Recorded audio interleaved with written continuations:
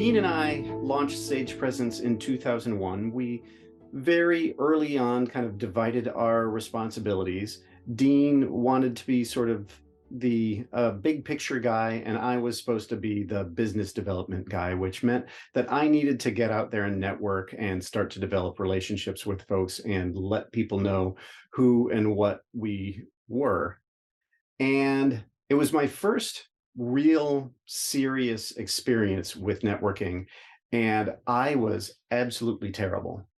And it took me a while to recognize why I was so terrible. I thought it was just like in my wiring. I thought it was because I was introverted. I thought it was because I was shy. I thought it was because there was something about me that was just naturally awkward. I felt like I was supposed to know something that I didn't know.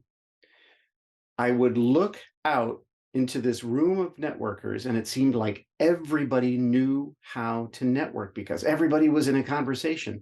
I just assumed that everybody knew what they were doing because there was such a buzz in the room, and I was the only person who was being silent. Or, of course, I was just imagining that. When I would get involved in a conversation, the voice in my head that was telling myself I didn't know what to say and I didn't know how to respond to what they were saying was so loud that I couldn't hear what they were saying. I couldn't focus on the conversation. And it was particularly challenging considering the company that I was representing was all about presence. So it was it was a problem. It was a problem to show up with really problematic presence as I'm desperately trying to talk about this company called Sage Presence. But what I did was I stuck it out. I continued to try. I would go to places. Sometimes I would even go inside the places and I would engage with folks. Eventually, what I recognized was that the stuff that we were teaching for presenting was relevant to networking. I started practicing what we preached in presenting scenarios, and I recognized, if I just focus on the people that I'm talking to and I get my attention off myself, if I appreciate the folks that I'm talking to and stop worrying about what I don't know, then I can actually ask questions that explicitly communicate I don't know something. I embraced the fact that I didn't know stuff. And what happened was I started to really fall in love with this idea that there's a tremendous amount of information out there in the world and the business world that I don't know. I love that there are so many jobs out there that I didn't imagine existed. So many companies that do so many cool things that I didn't realize needed to be done.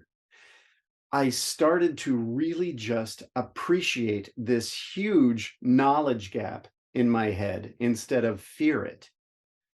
And I want to recommend that you do that too. If you're the kind of person who is worried about looking stupid or looking uninformed, looking ignorant, see if you can embrace your ignorance. See if you can be okay with not knowing whatever the other person is talking about. If you can be okay with that, then you can start asking really good questions.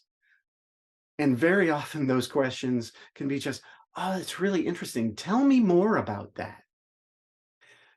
If you can embrace that, then you can come across like you are fascinated with the person that you're talking to and the work that they do and the life that they have. If you get into that mentality, questions will just naturally form in your head. They'll come out of your mouth before you're even conscious of them, and they'll be really good questions.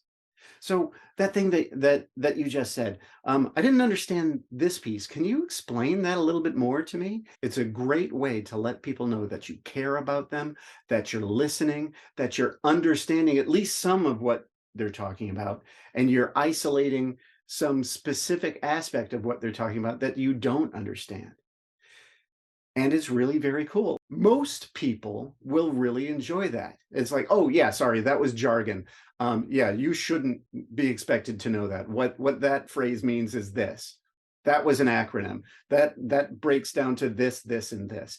It makes them feel smart, and it gives them more of an understanding of the difference between an insider in their industry and an outsider. It gives them practice communicating about themselves, their job, their value to people who don't already know their world. So, in a lot of ways, you embracing your ignorance helps the people that you're talking. It not only helps you, it helps them, it helps the conversation at hand. Give that a shot. Embrace your ignorance. Allow questions to rise to the top, come out of your mouth, and make a more interesting conversation.